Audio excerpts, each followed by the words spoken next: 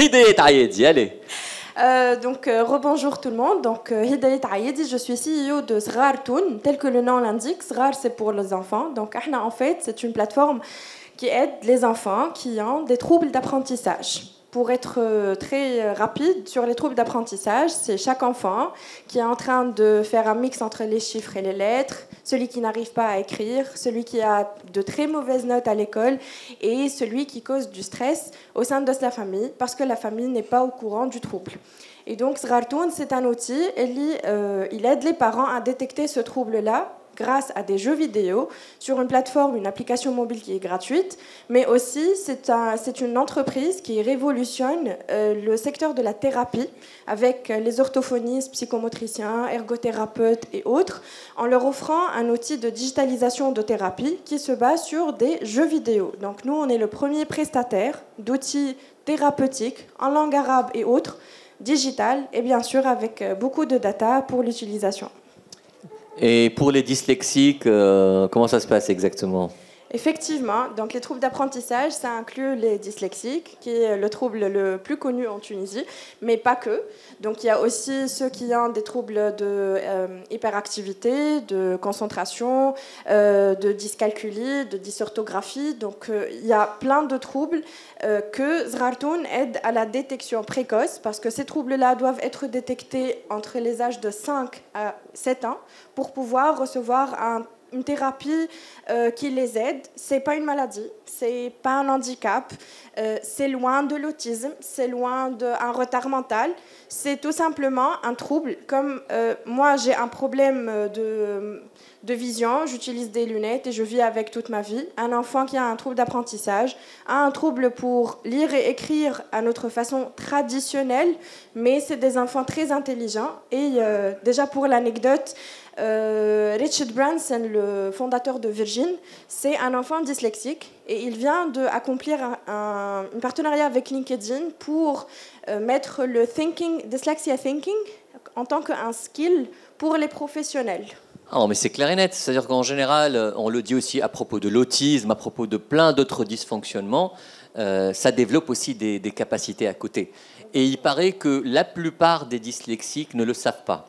Et que malheureusement, ce n'est pas du tout quelque chose en fait, que l'on essaie de découvrir rapidement en Tunisie à un jeune âge, ce qui fait que beaucoup de gens ne se rendent pas compte que la difficulté qu'ils avaient à l'école, c'était juste un problème de dyslexie ou autre, et que en fait, ça aurait pu changer complètement leur carrière après. Effectivement. Alors, la signature va se faire. Rim, pourquoi Srartoun ? Juste un petit mot, en fait. Pourquoi Srartoun ? Srartoun, j'ai rencontré Hidayet à Dubaï, elle a pitché devant moi. Elle pitch, pardon. Elle pitch. Et vraiment, elle a attiré mon attention par rapport à cette niche. Surtout qu'on ne peut pas détecter la maladie à temps.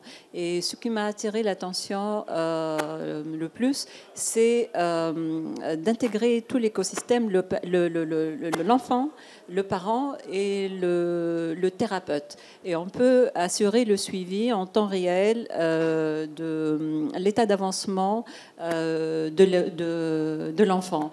Et ça, c'est magnifique. Et ça rentre dans le cadre, premièrement, dans la vision de TopNet dont je parlais tout à l'heure, bâtir autour de la connectivité tous les services utiles, créateurs de valeur pour les membres de la famille, parce que un enfant aujourd'hui, c'est un membre de la famille. C'est vrai que c'est une niche. Et l'autre volet, ça rentre dans le cadre de notre stratégie RSE pour soutenir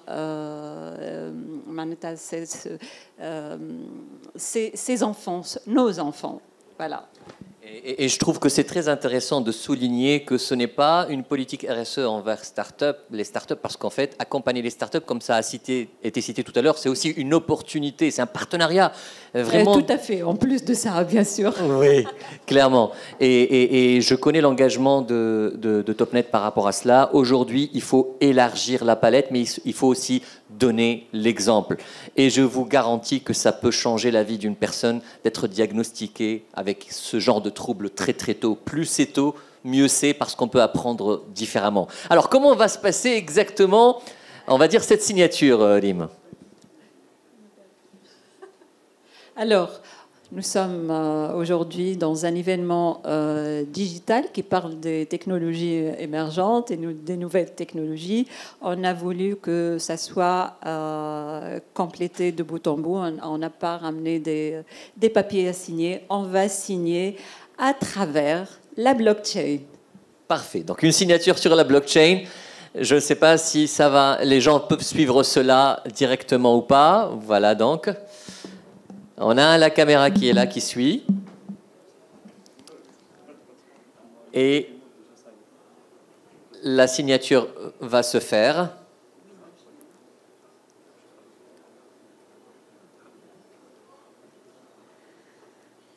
Alors, c'est vrai aussi que les services de signature authentifiée en ligne sont des services qui devraient être un petit peu plus utilisés, mais au moins cette plateforme existe aussi à travers la panoplie offerte par Topnet. Là, ils sont en train de se loguer.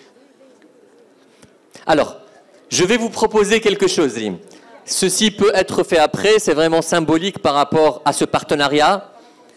Oui. Alors là, je sais qu'il y a un vrai problème de connectivité au niveau du sous-sol par rapport à cela. Donc, j'imagine qu'une poignée de main debout, toutes les deux, fait office de ce partenariat en attendant que ça se fasse tout à l'heure lorsque vous serez au premier étage ou au rez-de-chaussée. Allez, eh ben, on les félicite, on applaudit Hidayet et Madame Akrmi pour ce nouveau partenariat.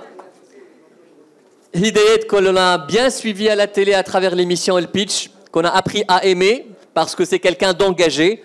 Et elle est engagée aussi pour cette cause des troubles pour les enfants parce que ça peut changer leur vie. Topnet l'y accompagne. Merci beaucoup à toi, Hidayet. Atek Saha. Bravo à toi.